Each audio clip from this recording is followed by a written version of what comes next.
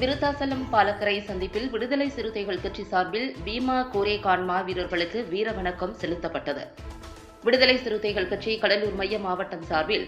மைய மாவட்ட செயலாளர் PR நீதிவள்ளல் தலைமையில் பீமா கோரேகான் மாவீரர்களுக்கு வீரவணக்கம் செலுத்தப்பட்டது.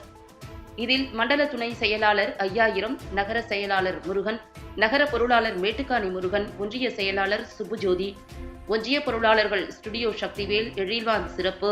ஒன்றிய துணை செயலாளர்கள் தென்றல் சரவணன், கம்மாபுரம் மணிகண்டன்,